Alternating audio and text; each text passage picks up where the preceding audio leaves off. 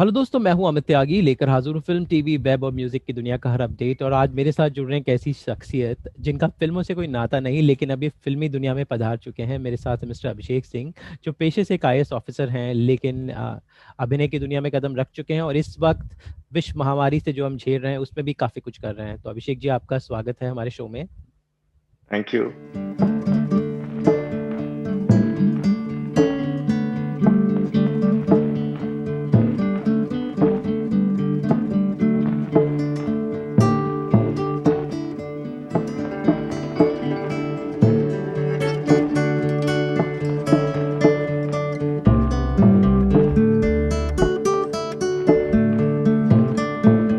तो अभिषेक जी, जैसे मैंने कहा कि आपका फिल्मी दुनिया से कोई वास्ता नहीं है, आप तो एक आईएएस ऑफिसर थे। तो कैसे आप अभिनय की दुनिया में आए और इस जगमगाती हुई दुनिया का हिस्सा बन गए? अमित, ये एक इत्तेफाक था। और मेरी एंट्री भी फिल्मी कहानी से कुछ कम नहीं है। मैं अपने मित्र हैं हमारे, मुकेश छाबड़ा, उनके ऑफिस में गया था लंच के लिए। और जी। वहाँ पे दिल्ली क्राइम 2 की टीम से मुलाकात हुई। वो लोग एक रियल शो बनाना चाह रहे थे, और उसमें उन्होंने मुझे एक रियल लाइफ आईएएस ऑफिसर का रोल ऑफर कर दिया। और वो मैंने किया। उसके बाद फिर म्यूजिक एल्बम्स की, और उसके बाद ये सिलसिला शुरू हो गया। जी। तो हमारी फिल्मी दुनिया आईएएस ऑफिसर से बहुत प्रेरित रहती है। कई फिल्में उनकी जिंदगी पर बनी हैं, कहीं ना कहीं किसी उसमें आपको कोई ना कोई आईएएस ऑफिसर किसी रूप में दिख जाएगा। तो what do you think, how are the officers been portrayed in Indian cinema specially? जैसा आपने कहा, इंसिडेंटली एक बायोपिक मेरी वाइफ के ही ऊपर बन रही है। और सुनील खेत्रपाल जी हैं जिन्होंने केसरी बनाई थी, वही बना रहे हैं। जी। तो और वो उनके ऊपर फिल्म बन रही है, और मैं फिल्मों में एक्टिंग कर रहा हूँ। जी। तो कहते हैं फिल्में समाज का आईना होती है, तो आपको लगता है कि हमारी फिल्में समाज का सही आईना दिखाती हैं या कुछ चीजें एग्जेगरेट करके दिखाती हैं? ये काफी हद तक सही है। और सिनेमैटिक लिबर्टी तो होती है, जिसको हम कहते हैं कि थोड़ा सा ड्रामा होना चाहिए सीन में, वरना फिर मजा नहीं आता। तो वो फ्लेवर तो होना भी चाहिए, मुझे लगता है। बट काफी हद तक मैंने दिल्ली क्राइम 2 के दौरान भी देखा। जी। लोग कोशिश करते हैं कि काफी हद तक रियलिटी से जुड़े रहें। जी। जी। अ, आजकल जो हम इस मुश्किल दौर से गुजर रहे हैं, ये विश्व महामारी जो है भारत में बहुत ही विकराल रूप ले लिया है। हमें जी। पता चला है कि आप काफ़ी कुछ इस पूरे कॉज से जुड़े हुए हैं और काफ़ी लोगों की मदद कर रहे हैं। आपने काफ़ी सारे इनिशिएटिव शुरू किए हैं, तो थोड़ा बताएं जी। कि इस महामारी में लोगों की मदद करने के लिए आपने क्या क्या किया है? हमने एक पोर्टल शुरू किया है जिसका नाम है यूनाइटेड बाय ब्लड, जिसमें तीन चार फैसिलिटीज हमने शुरू करी हैं। एक तो प्लाज्मा डोनेशन के लिए हमने एक प्लेटफॉर्म बनाया है, जिसमें प्लाज्मा डोनर और रिसिपिएंट दोनों एक दूसरे से डायरेक्टली बात कर सकते हैं, जुड़ सकते हैं। जी। क्योंकि प्लाज्मा डोनेशन में बहुत ज्यादा डिस्क्रिपेंसीज थी, इंफॉर्मेशन एसिमेट्री थी, लोग एक दूसरे तक पहुंच नहीं पा रहे थे। तो हमने सोचा कि जो लोग ऐसे हैं जो कि एक्चुअली मदद करना चाहते हैं, लोगों की आगे आना चाहते हैं, उनके पास एवेन्यू नहीं है, उनको पता नहीं कहाँ जाना है, क्या करना है। तो हमने सोचा कि डायरेक्टली हम पेशेंट्स के अटेंडेंट से या पेशेंट के घर वालों से, किसी से, उनको डायरेक्टली कनेक्ट कर देते हैं, ताकि वो जाएं और जाकर के मदद कर सकें उनकी। दूसरा हमने शुरू किया है ऑक्सी टैक्सी। ऑक्सी टैक्सीज हमारी दिल्ली में और एनसीआर में हमने शुरू किया है ये, जिसमें अगर किसी को भी ऑक्सीजन सिलेंडर की जरूरत है, तो वो हमें फोन कर सकता है, हमें व्हाट्सएप कर सकता है, हमारी वेबसाइट पे लॉगिन कर सकता है, और हम उसके घर में फ्री ऑक्सीजन सिलेंडर पहुंचा देंगे। थर्ड हमने शुरू किया है ड्राइव थ्रू वैक्सीनेशन, जिसमें जो वो भी अभी दिल्ली और एनसीआर में शुरू किया है, बाकी जगहों पे भी एक्सपैंड करेंगे धीरे धीरे। जिसमें आपको अपनी गाड़ी से नहीं उतरना है, आप अपनी गाड़ी में ही बैठ के आएंगे, और आपको गाड़ी में ही हमारे हेल्थ केयर प्रोफेशनल्स आके वैक्सीन लगा देंगे। तो उससे सोशल डिस्टेंसिंग मेंटेन होती है, एक तो जी। इन्फेक्शन का डर नहीं रहता, क्योंकि आप अपनी गाड़ी में आए, आप उतरे भी नहीं और चले गए। दूसरा, आपको कंफर्ट है, आप गाड़ी में ही एसी में बैठे रहें, सिर्फ शीशा नीचे करना है और वही वैक्सीन लगा करके आगे चले जाना है। हमने अपने डिजिटल प्लेटफॉर्म पे लोगों की कन्वीनियंस के लिए ये भी दिखाया हुआ है कि कितनी गाड़ियां अभी क्यू में लगी हुई हैं, कितनी वैक्सीन बची हुई हैं एक पर्टिकुलर सेंटर पे। तो आप अकॉर्डिंगली अपना ट्रैवल प्लान कर सकते हैं। साथ ही ये ड्राइव इन है, सीधे मतलब कि इसमें कोई भी रजिस्ट्रेशन रिक्वायर्ड नहीं है, आप सीधे सीधे आ सकते हैं सेंटर पे, कोई प्रायर रजिस्ट्रेशन की जरूरत नहीं है। तो ये हमने सोचा है कि कोई भी जो प्रोसेस है हमारा कोविड से लड़ने का, उसमें टेक्नोलॉजी और इनोवेशन जरूरी है। सो हमारी कोशिश रहती है कि हर एक चीज में हम कुछ ना कुछ टेक्नोलॉजी का इंट्रोड्यूस करें, कोई ना कोई टेक्नोलॉजी इंट्रोड्यूस करें, कोई नया इनोवेशन लेकर के आए।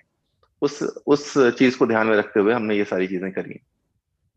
हमारी तरफ सुन रहे हैं कि लोग बात कर रहे हैं कि वैक्सीनेशन मिल नहीं पा रही, लेकिन दूसरी तरफ प्रशासन जो मैनेजर, क्योंकि आप इस फील्ड में है, ये हम्म। जो एक जो समस्या है ये किसी ने सोची नहीं थी, अचानक आ गई। तो प्रशासन के लिए, ये जो लोग मैनेज कर रहे हैं गांव में, शहरों में, उनके लिए भी मुश्किल आते होंगी। तो किस तरह की मैनेजमेंट प्रॉब्लम्स हमारा प्रशासन झेल रहा है, अगर आप इस पर थोड़ा प्रकाश झेल पाए, क्योंकि हम एक ही तरफ देख रहे हैं पब्लिक को क्या प्रॉब्लम हो रही है, लेकिन पीछे की हम्म। तरफ आई एम श्योर जो लोग इसको फैसिलिटेट कर रहे हैं उनको भी कुछ प्रॉब्लम्स, कुछ दिक्कत का, क्योंकि ये अचानक से चीज आ गई है।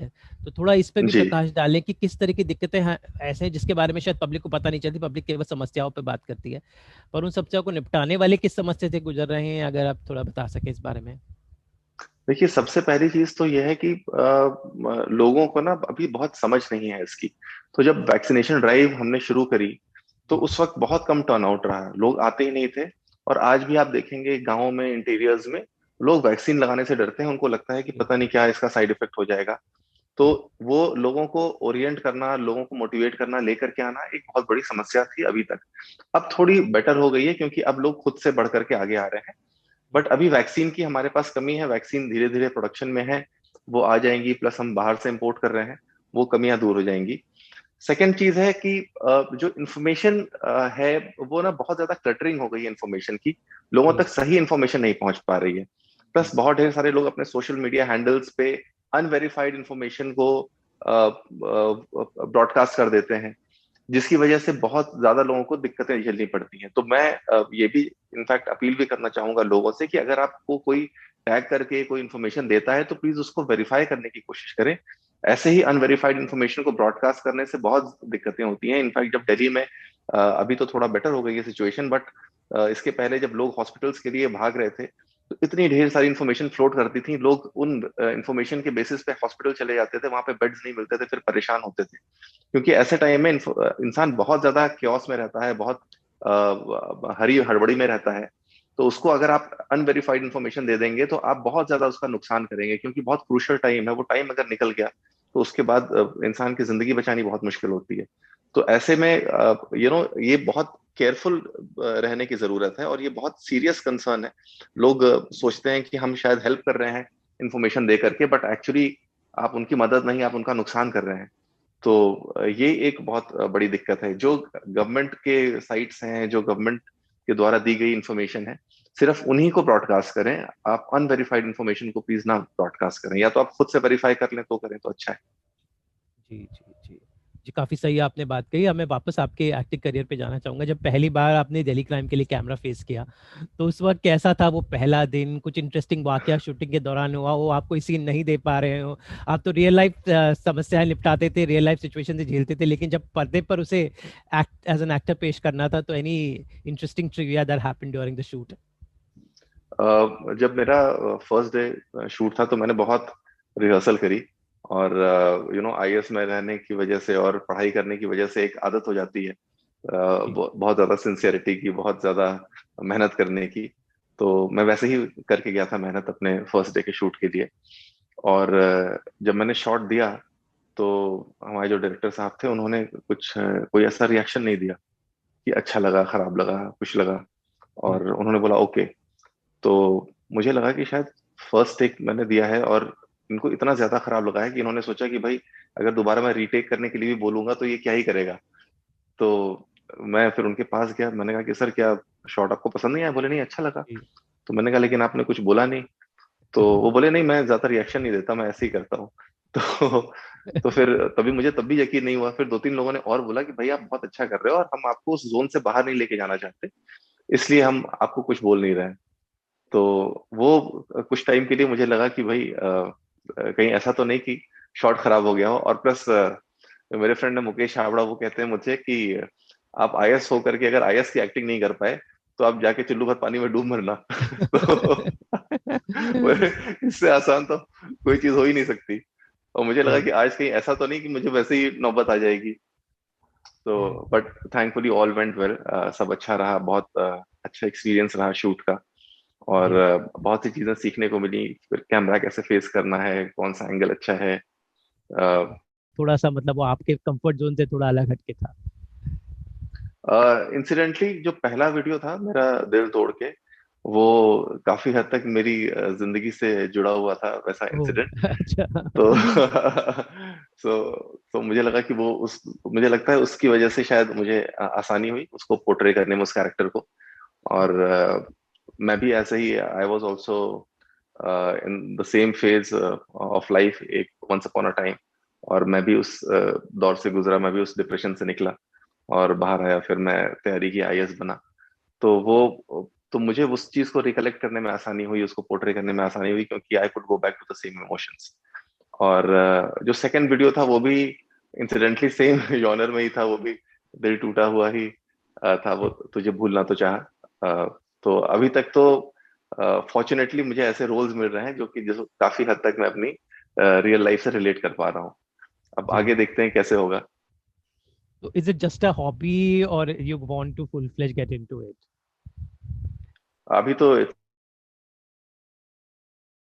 प्रायोरिटी एडमिनिस्ट्रेशन ही है।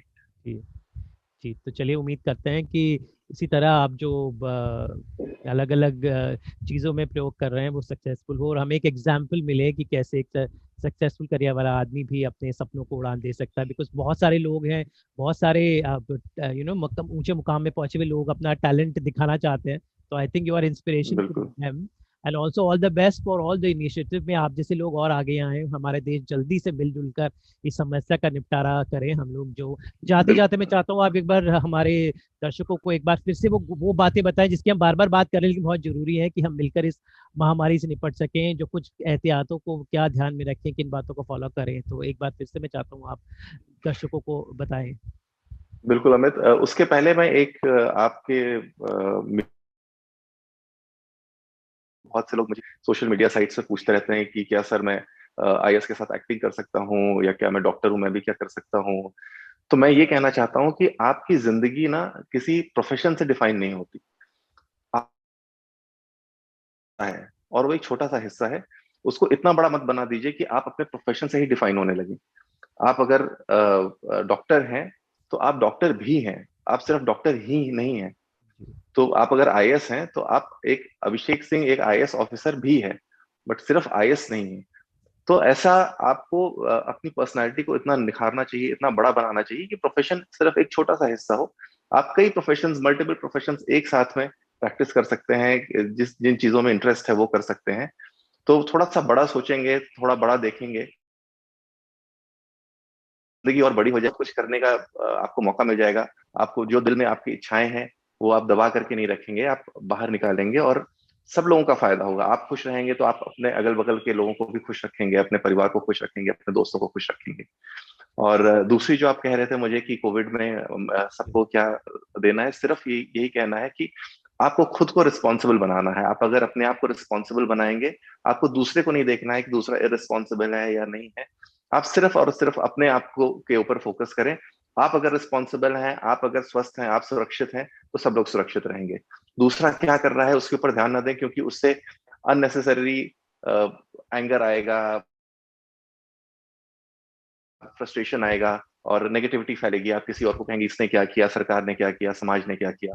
वो सब नहीं सोच करके अपने ऊपर फोकस करें और अपने आप को स्वस्थ रखें, अपनी फैमिली को स्वस्थ रखें, अपने दोस्तों को स्वस्थ रखें, खुश रहें, मस्त रहें, मुस्कुराते रहें। जी, तो इसी मुस्कुराहट के साथ हमसे विदा लेते हैं। All the best for all your initiatives and we want to see you more in our glamour industry. But thank you so much. Thank you, good bye.